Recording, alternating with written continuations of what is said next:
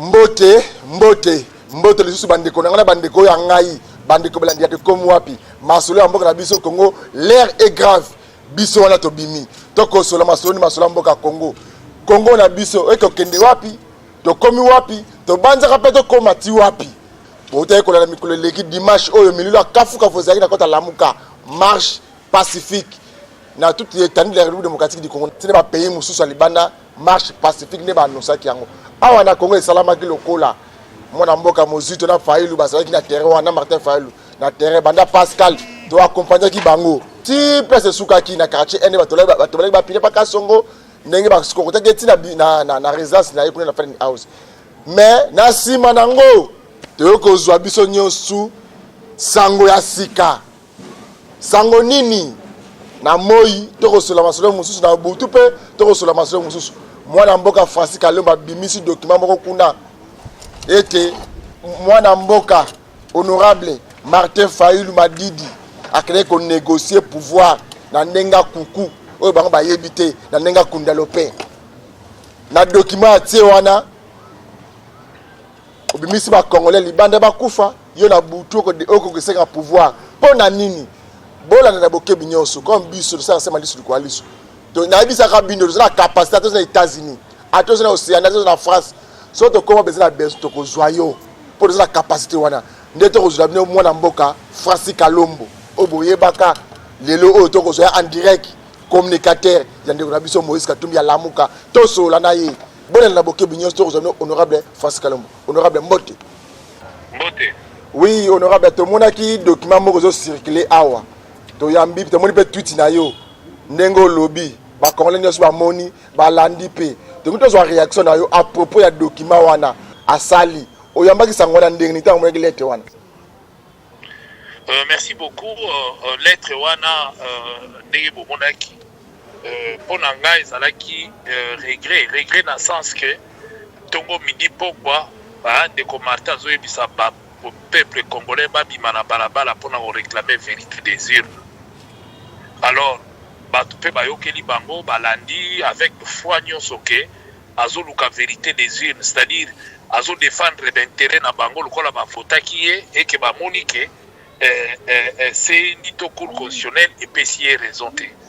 Et boye bibino moko batu bazoki ebele ba ope ba kufi bayali bazo bima na balabala. Mais ya koya komona ke au même moment zolo babatuba ya vérité des urnes au même moment a commis lettre wana pour na kosenga négociation et que ya kosenga ba pesa e poste taillé sur mesure pour na ye ya ko na limite que peuple congolais nyonso bisika ya lia ko sepela ya koyeba ke biso ba politicien on irait tout ça la makamususu na moi et na butu tout ça la makamususu ozomona poso ko tangi lettre wana yo moko komona ke eza vraiment esengote na bitumba au peuple azo mené.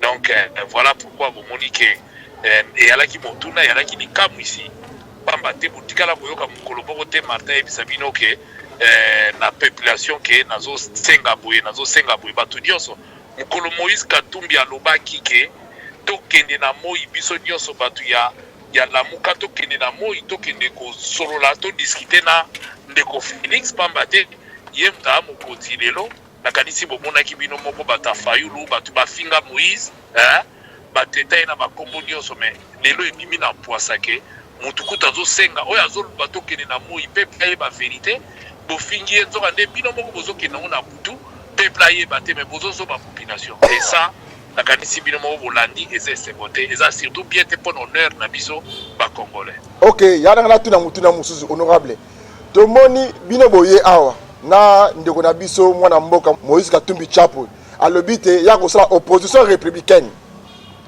ba ye awa ndeko na biso Martin Fayulu vérité des urnes ndeko mozito ce qui toujours kosala ce qui soulèvement populaire to ko comprendre te au juste lamuka yango ezaka kato epanzani déjà bon ezaka question te ke ezaka kato epanzani to kanisi ke vous avez deux cas na lamuka oyo tozomona lelo boza na kamuko oyo ezobunda mpona intérêt général nakanisi balingai basimbisa ndeko Jean-Pierre Bemba touche na mitingi na ina arrivé na ye balobake na ndeko mozito Jean-Pierre aye kobunda la vérité des urnes mais tant azaki parole ye moko alobi non ngai na ye kobunda intérêt ya peuple congolais to peuple a besoin de l'intérêt, n'a pas d'intérêt à individu. Aux hommes, l'élection c'est les cas qui Martin Fayoulou baso il peut bazobier. Bon, il y a Zoba qui m'a en Genève et ça la guini. Hein? Bon, ce va monique bazobier. Et ça, papa. Et c'est l'équipe a proclamé pour tout. Bon, tout à la Congo est avancé. Tout est bandé tout au Kende. Bisous tous os 5 postes T. Moïse Katumbi a 5 postes T. Aloba qui a mopé polélé. Alobi IDPS a boudi pendant 37 ans. Bon, tika bata IDPS va occuper ma poste. Bisous tout ça l'opposition puisque le peuple a besoin d'opposition. Tout ça l'opposition républicaine.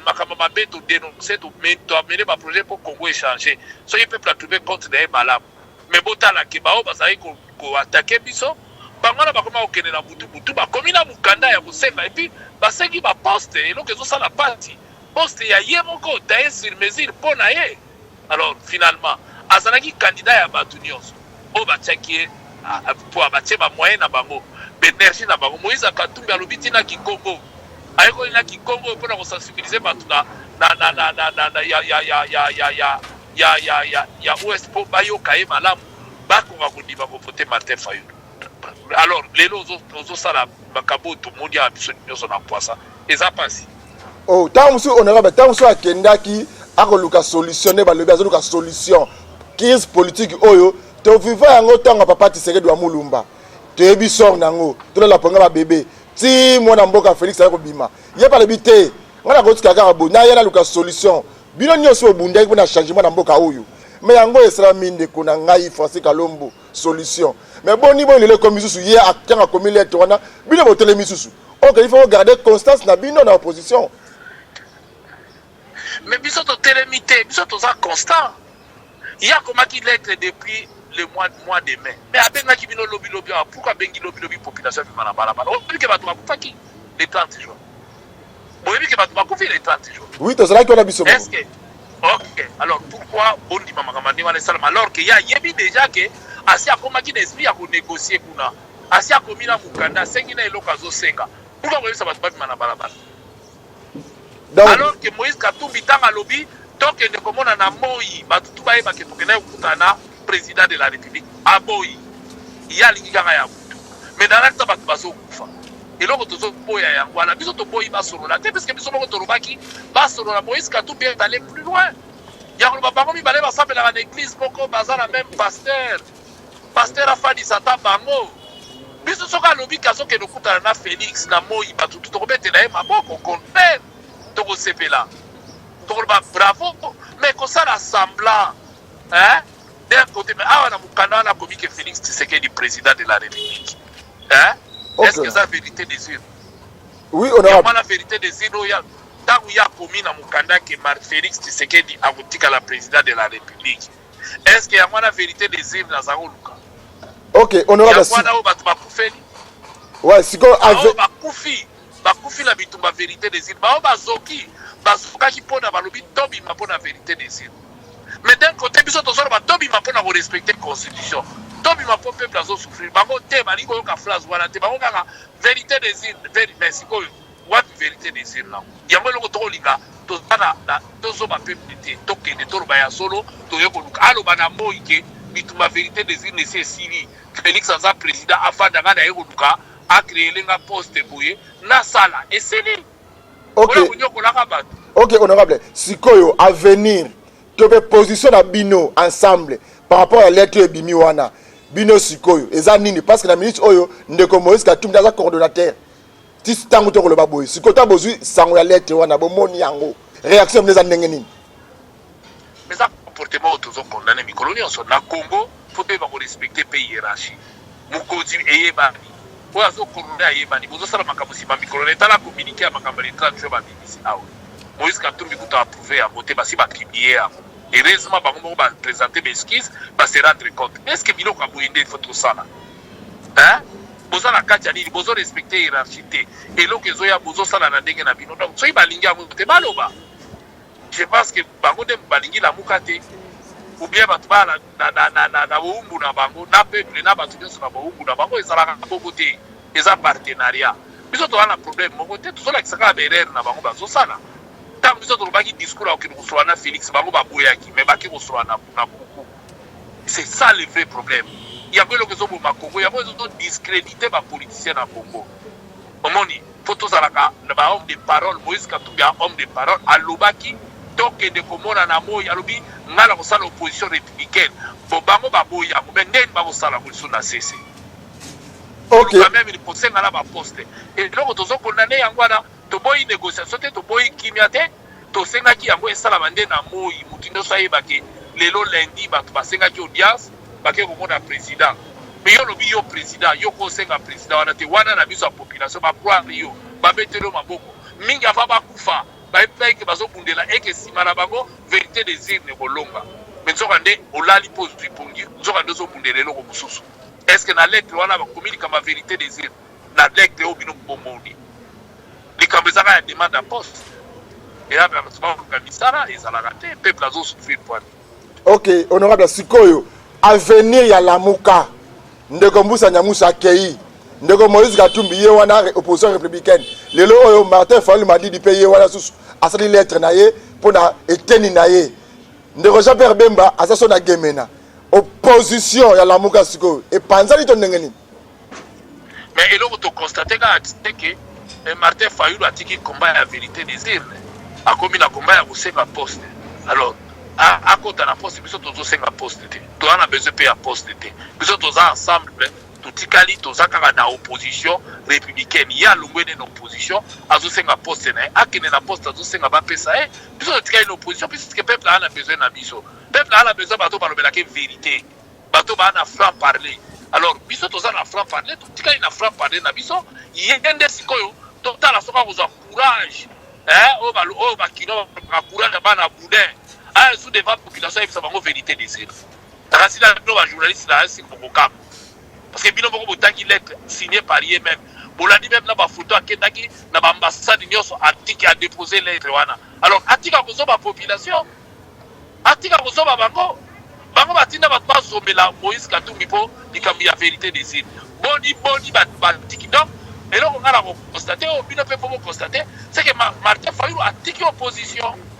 Ok. Akene musala demande à musala pour atiki opposition puisque alobi ke ya zo senga musala butaki na lettre wana tobi malabiso na ba crise bo pisanga musala na sala mais Moïse Katumbi alobi ya tika une opposition biso to tika une opposition toza na opposition républicaine toza na kati ya Lamuka yende sikoyo atiki kolongwa na Lamuka ezo sala opposition akei donc faut que tout na opposition na bango pour ya sa alobi position a komi na mukanda a signé est-ce que na mukanda na Martin Ebisibino a komi na mukanda ka sala opposition Martin na mukanda wana ya komike bapesa ye moko kombo na ye ekomami noir sur blanc bapesa ye poste donc Martin si alungwe na ye na opposition puisque azozela poste kuna Félix a décidé apesa ye mais biso totikali parce que peuple a besoin ya opposition totikali na opposition tokobundaka na opposition.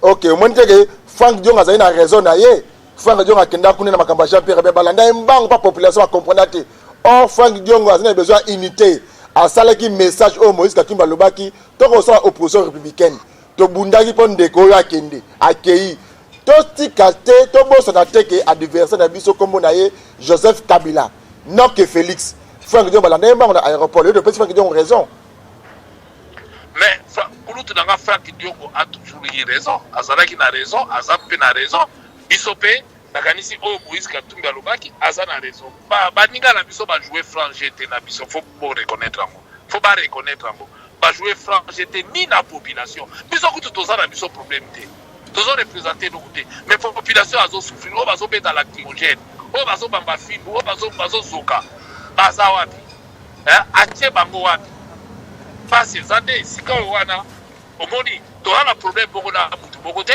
bino moko bolanda ki awa ndenge bato Fayulu bafingi biso TVS batia permanence bafingaka Moïse Katumbi ntongo bindi poko na bato muzito donc bato Fayulu basali bameeting na bangaba awa bolandaki meeting na ngaba ya bato Fayulu bolandaki meeting na ngaba ndenge asalaki ndenge afingaki biso bolandaki yango baolola Moïse mais alobaki eloko moko secrétaire général alobaki bien ke bamisusu baboyi kolanda vérité des urnes bazosenga basolo alati alobaki na biso mais lelo bango balandi vérité des urnes basongela bato ngaba te basonge pa population ngaba tozobaki bino vérité des urnes abo pia tozoluka poste bazala franc basonga parce que bafingaki biso batraite biso bakombo nyonso ya bandeke alors que lelo ebimi na poisa biso toza na problème na mutu moko te totikali constat totikali baréaliste ndenge tolobaki et tokocontinue kaka ndenge wana parce que tokotikala pembeni ya peuple congolais. Il faut peuple afongola miso à comprendre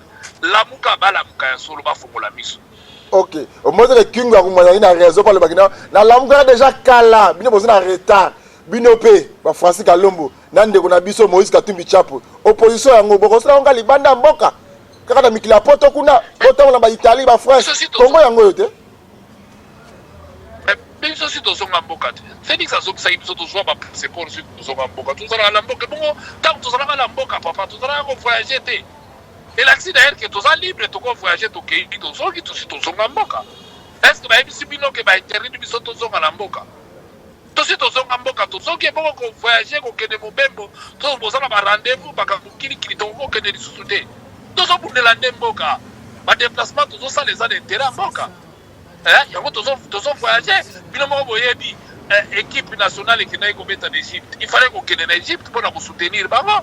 Bolandi to yefe to sengi mbonga tout est frais à l'état mais au moins tous autant pour la pour intérêt à mboka tous au de la demboka oh tous au loba tous à constat na maluba na biso mukolo ba ko sala mabe to ko attaquer ba c'est to bonelo ka malamu to koloba mais loke zo sala passe il les aliki ba oyo ba bimisa ki ba to balobiki to bunde la vie biso za ba to bi bala to marcher ça expression à démocratie to senga ki le 30 juin to marcher pour nini respect à la démocratie, respect à la constitution.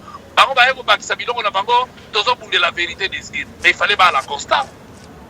Faut pas la constat. Alors que basi ba pomaka mukanda bandaka la batika la bango bitumba vérité des guides. Mais pourquoi ko embrouiller population? Pas c'est ça ici quoi. Mais les autres constater que soit ba sur la guerre ou la vérité des guides et ba comme la guerre na porte il y a nani il y a demande d'emploi, c'est-à-dire que les autres on constate que Martin peut abiminer dans l'opposition, ça sont opposants.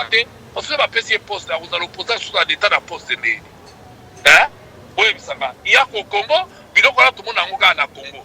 Tout le monde a dit que la premier ministre va se bien opposant. Mais alors qu'il y a un premier ministre. Donc il y a un peu de vivre ici. Moutou Aza Seki Moussala, Marobi Aza opposant. Parce que Aza opposant à pouvoir. Comment vous allez opposant? Ok, ok, on a pas fait ça. Ah, après na chasse à base na yo, funa, ekolela butu moi, ekozela yo, babilanga yango ne kei ba terrain. Qui chasse ekozela yo, okoya mukolonini, ba kinati ba kolanda osiko. Nayebi nyame kila zonga na mabele, bobanga eloko te, bino mo boyebi, babengala ki nyame kila na mboka basala ki bikila te, yango moni malédiction koti na mboka. Tozo zonga parce que bitumba nangeza la pona bango. Omna au moins na tala intérêt général.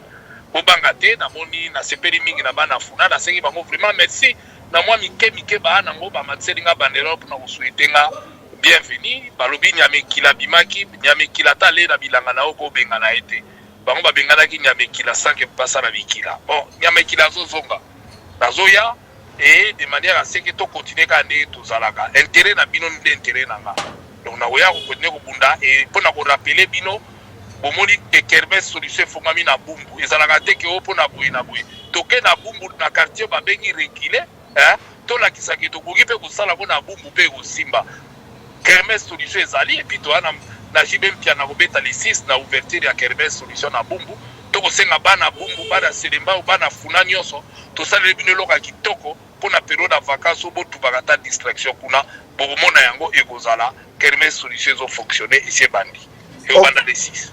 Ok, bana nyonso lamuka oyo bakozela bamoni ke na division makaso esalami Martin Fayulu la komili ya asengi poste na ye mbusa nyamusa kei oyo sikoyo nyonso lamuka oyo bali bazana ilikia na force politique na bino bosalaki ba retenir nini bango to ba kolanda biso sikoyo.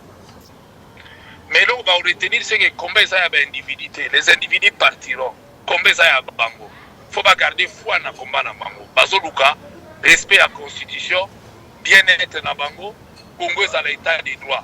Bitumba wana il faut pas continuer nango.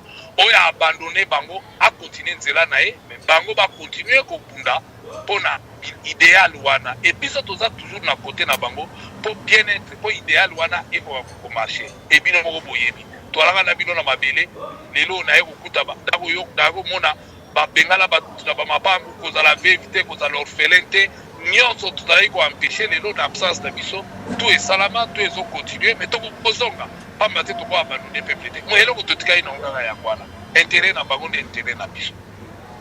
Ok, merci honorable totondi obotondi pena. Merci beaucoup, merci. Ok, merci honorable. Merci bandeko balandi to komi wapi ezalaki bongo honorable Francis Kalombo na nzela ya singa tote kozula bino honorable Francis Kalombo solution apesi makanisi boyoki ninga lobby bolandaki na ba réseaux sociaux tote kozwa en direct magazine to komi wapi la force bon comprendre makambo kendaka non tote kozwa en direct apesi alobi makambo alobaki lettre de bimaki ernini et bimaki avant même marche pacifique et salama.